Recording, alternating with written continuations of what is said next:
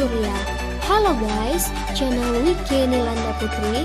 Pada kesempatan kali ini, saya akan mengajak teman-teman untuk menelusuri alam semesta dan tata surya. Jangan lupa subscribe ya, dan jangan lupa nyalakan notifikasinya.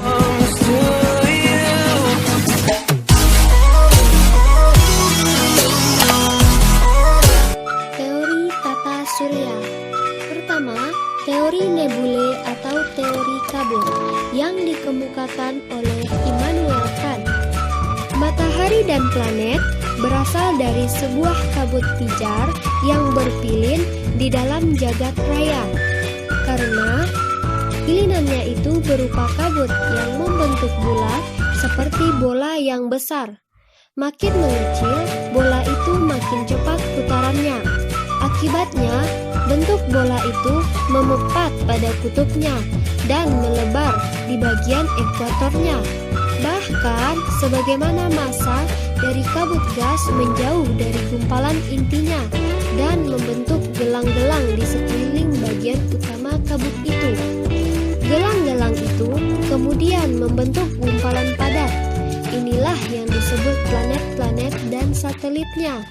Sedangkan bagian tengah yang berpijar tetap berbentuk gas pijar yang kita lihat sekarang sebagai matahari.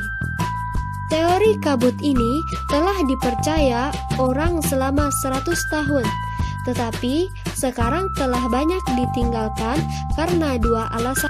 Kedua, teori planetesimal dikemukakan oleh Thomas C. Chamberlain dan Forrest R. Moulton.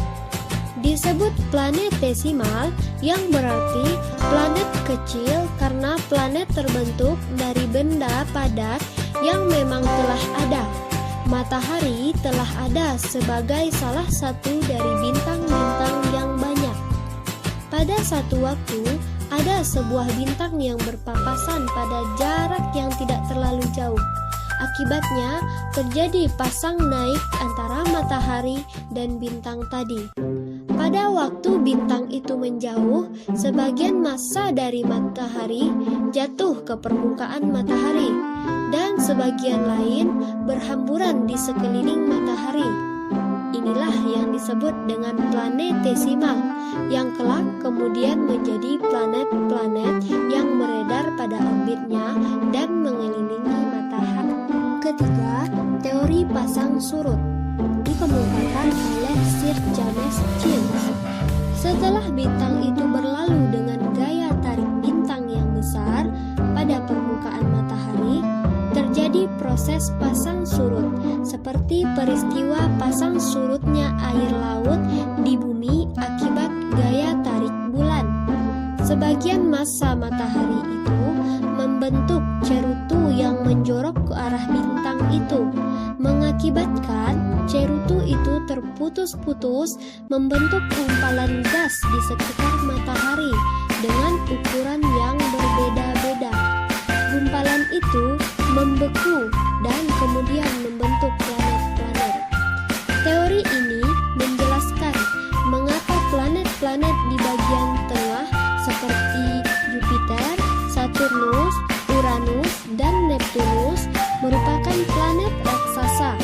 Sedangkan di keempat, teori awan debu dikemukakan oleh Carl von Weizsäcker. Tata surya terbentuk dari gumpalan awan, gas, dan debu. Gumpalan awan itu mengalami pemapatan. Pada proses pemapatan itu, partikel-partikel debu tertarik ke bagian pusat awan itu, membentuk gumpalan bola dan mulai berpilin dan kemudian membentuk cakram yang tebal di bagian tengah dan tipis di bagian tepinya. Kelima, teori bintang kembar. Teori ini hampir sama dengan teori planetesimal. Dahulu, matahari mungkin merupakan bintang kembar. Kemudian, bintang yang satu meledak menjadi kepingan-kepingan. Karena ada pengaruh gaya gravitasi bintang, maka kepingan-kepingan yang lain bergerak mengitari bintang itu dan menjadi planet-planet.